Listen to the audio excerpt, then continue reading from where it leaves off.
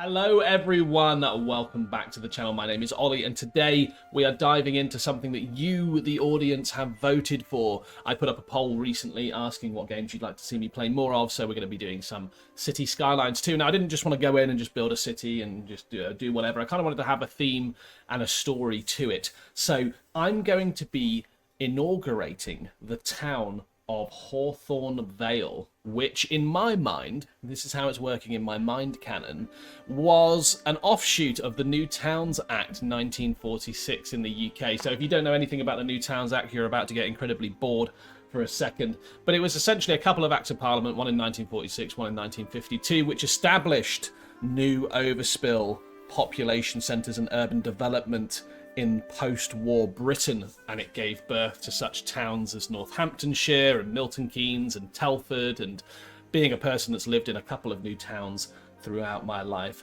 I quite like the idea of that. So we're going to go for the map of Twin Mountains, which does have some decent levels of resource, but also crucially it looks like it's on the south coast. So let's dive in. At the moment, we're going to pause the game immediately. We have $1 million in the bank, £1 million, and we are going to start this town off right.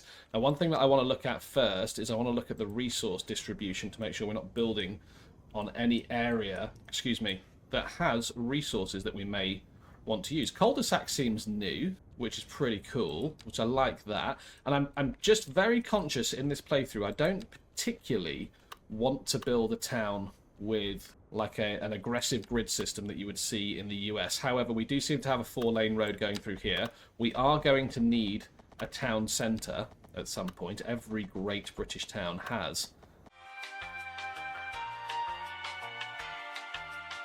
All right, here we go. Contours. Yeah, I mean, it's okay. It's not terrible. We've missed this big hill here. This bit here might be a little bit weird looking.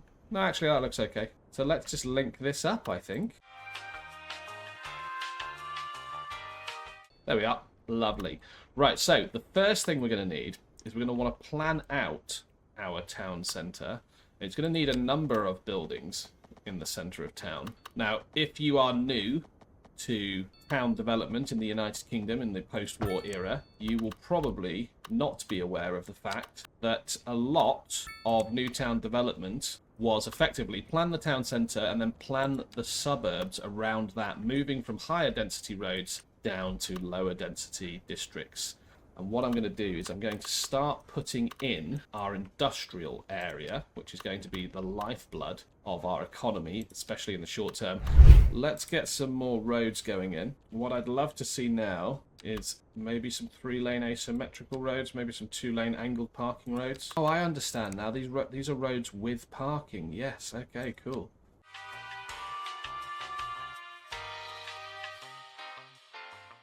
Yeah, that looks broadly symmetrical. And I did say I wasn't going to do grid systems. Hang on, just need to fix that. Now, I have lived in an area that has industrial estates. Entire estates whose pure existence is owed to industrial traffic. So I'm going to try and attempt to follow the contours of that down there. And then what you tend to have is a series of intersections where these sort of mid-arterial roads come off. And then from these, so we could probably do another one down here as well. And then from these roads, which that one needs a roundabout, you find that there are roads that then alternatively go into the space that is unoccupied. And what you end up with is quite an interesting looking, easy to navigate industrial zone that is able to be zoned quite effectively. So yeah, I think that's a good start for our industrial zone. And you know what? Just while we're waiting, we'll throw down a little bit of industrial here. What we never want is we never want industrial zoning on the main road itself. So what I think I'm going to do is just to ensure that doesn't happen, is just chuck my industrial in like so. Perfect. So nothing will spawn on this main road here. So I like the idea that we can get a main street going up there. Main street, that's very American of me. A high street. And I want that high street to join into here. There we go. I don't necessarily want it to rejoin that major arterial road because that's probably going to get upgraded to some sort of motorway in the future. Now, from a high street, what we tend to find is So we tend to find mirroring roads for at least some of the section on either side. Now, if I pull that over at the relevant angle, there we go. Lovely. Lovely, lovely, lovely. Right. And we'll continue this road going down, and we'll just start spawning off our roads.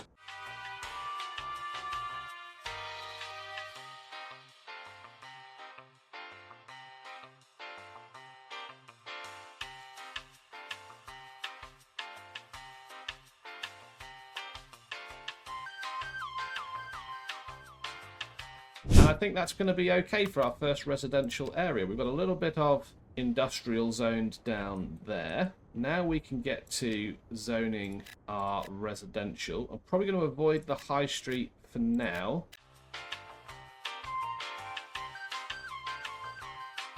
There is a lot of roundabouts that I haven't unlocked yet. Right, anyways, let's get this pumping station sorted, like so. I want to link that up because I'm selecting go for a straight road. It's a gravel road after all. There we are. And then I would like to dump my sewage, which, yes, we are going to have to dump our sewage at some point. I shall dump it down here. We've progressed. We got another 25,000 bucks. I need to link this up with our disposal. That hasn't worked. What if I link it up to here? There we go. That links up. I can relocate it. Does incur costs, though. Like so. Okay. Well, we just probably spent a lot more money than we needed to. Let's get rid of some of these power lines and then actually relink it up correctly, like so. Right, so we should have power, we should have water, we should have residential, industrial. We've got a little tiny bit of commercial. I'm going to drop down our medical clinic. This is the area where we're going to be putting a lot of our important buildings, which we can upgrade at a later date if we need to.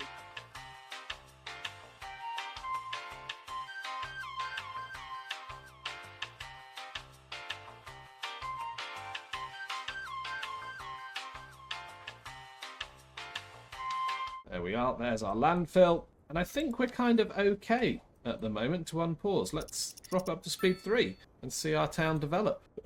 Okay, well, our town is developing nicely there. People are starting to build and move in. There's a lot of investment coming in. There's a lot of construction, which is great. We are on speed 3, but we are losing a metric ton of money every month. So what I'm going to do is I'm going to pause it once again, and we're going to continue to expand our residential area. Now, the number one way that we're going to get tax at the moment is through residential.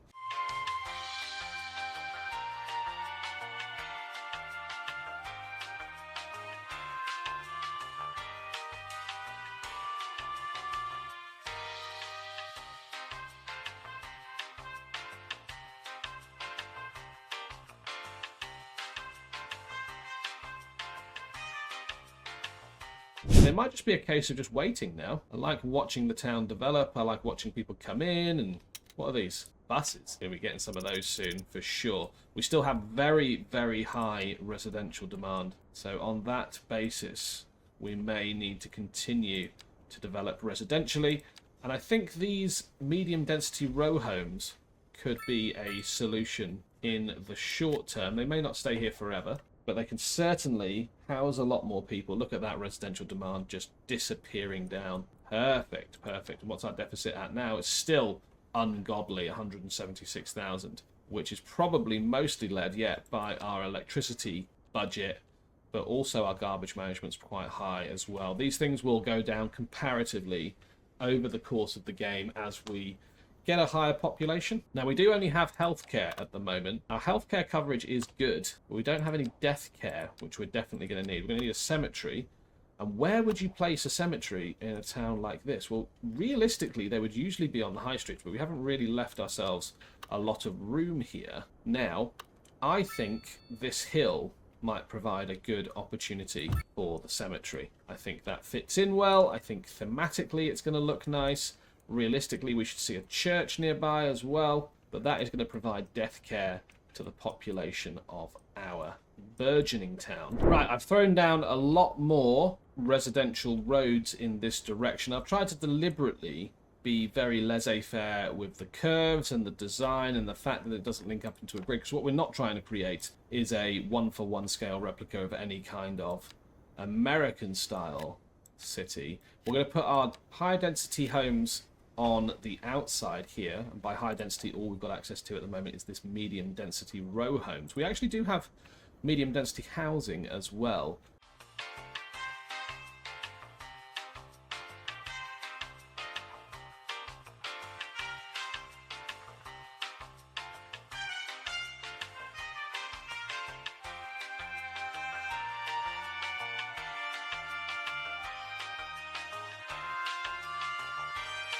Let's go into terraforming. Let's soften all of this stuff. I'm thinking we're going to level off from this road here. I don't know if I'm just making it worse. Then soften the edges maybe, like so. Then I can move my school back. We'll soon see if it's made it worse or not. No, it's made it a little bit better, which is good. This is still awful, but these aren't going to be here forever. So, you know, try not to worry too much about that. These things are going to get deleted. We are just trying to break even on the balance at the moment for Hawthorn Vale. We are at maximum speed. Our budget is 200 grand a month, which means we've got about a month and a half's worth of money left. Our residential demand is still soaring through the roof. So I'm just going to, as a temporary measure, plonk down a load. In fact, I'm not going to plonk down those. I'm going to plonk down some medium density housing in the city centre area. And this will inevitably get replaced by commercial as and when it becomes available to us. At the moment, we've just got soaring, absolutely soaring residential demand. That demand has now dissipated once again. It's a very drizzly, realistic, rainy day in England.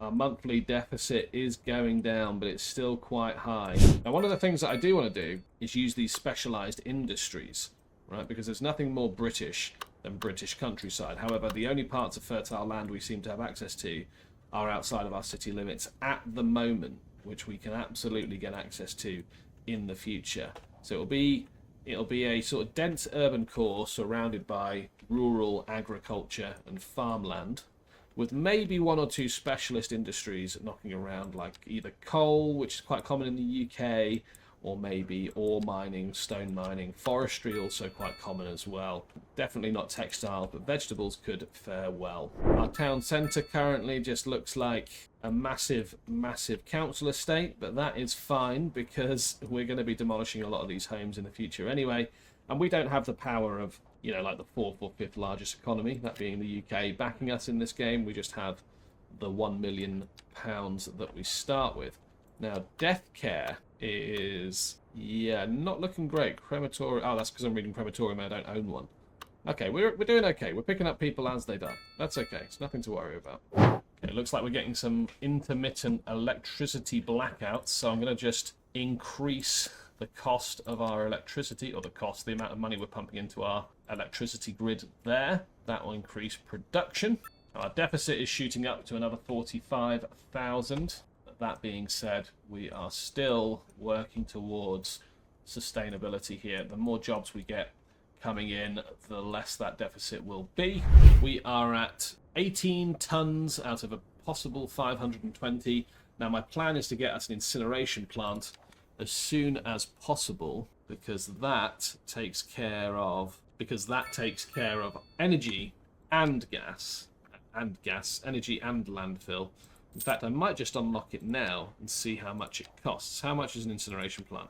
It is $1 million, and it's quite the big fellow as well. But that being said, we could run our entire operation here off of an industrial plant. Now, our traffic is starting to back up now. I spoke a bit too soon about the traffic, but I'm guessing our population's going up and our traffic's going up. So what I think I'm going to do is I'm just going to preemptively put in crossroads here. I'm not entirely sure where they're going to go in the future. Maybe they'll just mirror the commercial town centre district that we have. But I'm going to put in some... In fact, can I get some large roundabouts? I think that's something I've got to unlock, isn't it? Yeah, here we go. More roundabouts. There we go. I want to get some medium concrete roundabouts just to get rid of on these two roads here. Because what I want on these roads is for traffic to constantly flow. What I think I'm going to do is I think I'm going to cut down that road there.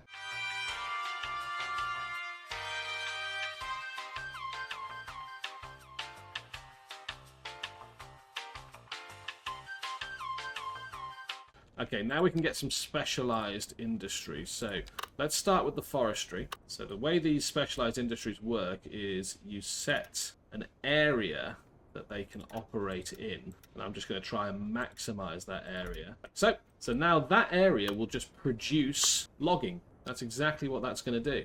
Now, livestock farming, I don't think requires any fertile area, so we can get some livestock farms in. However, grain farming certainly does require fertile area. Areas of fertile land to produce, set up anywhere, and yeah, fertile land for vegetables as well. So, actually speaking, I think these farming pieces, these farming parcels, are going to... I've cocked up already. They're going to contribute quite a lot to our local economy. Here's our little bit of sweeping farmland over here, going into our row homes just down here, into our suburbs, past one of our schools, past our second school, and this will inevitably be the town centre over here. We'll just leave it at speed 3. We'll let the town develop. Hopefully this deficit goes down. It's gone down quite a lot already. Now, if I had to pick somewhere to live around here, it would probably be on this cul-de-sac. I don't know why that hasn't been developed yet, because that would be the most beautiful place to live, especially that plot there. You've got farmland to your back, you've got good access to the road, it's quiet, it's private, pretty decent distance between you and the main arterial road that services the entire county. Life would be pretty good. Let's have a look at that signature building that we just unlocked, which is the Corundum Condos, a modern classic that puts a smile on the face of its inhabitants. Gives us a +4 well-being within 1 kilometre of these condos. And you know, I think we'll put them here so that it doesn't eat up too much. Oh, and we just got a grand village as well, which is great because we've got some much-needed cash injection. I think we'll put those condos here, which will give a well-being boost to 1 kilometre in every direction, which is great. We now have public transport in the form of buses, and we now have parks as well, which is going to increase people's happiness, which is great. We've also unlocked our 4th type of zoning, which is office zoning. We're going to have some low-density office zones to play with. And just because the demand is going a bit gangbusters, I might just throw some offices over here, just as a temporary thing. Buy this farmland, have like an industrial, agricultural area. By the way, if you've got any ideas for district names, I would love to hear them down in the comments, or specific districts that you'd like me to construct. Again, I would love to hear them down in the comments. I'm going to turn snapping off for this, just while we paint some districts, because I would like to see another district here. I want to include that one there. There we go. That's Ravenwood Gardens, which can absolutely be renamed. Can I move these corners? Yes, I can, because I want them to actually be on the outside of the road to include the buildings. I'll do that. Yep, that works. Okay, great stuff. And there we are. We've got some names now, and we're starting to turn a very, very meager profit. But look, that is where I'm going to leave it for today's episode. Thank you so much for watching. I hope you guys have enjoyed it. Like, comment, subscribe, do all that great stuff. Comment down below if you'd like to have a district name or an idea of a district name and why it's called that name. I love the fluff building and the world building of this kind of thing. Very much channel your English heritage and English new towns sort of feel for that kind of stuff. And yeah, popping up on your screen now will be some other videos that I hope you find interesting. Please do check them out, and I'll see you in the next one.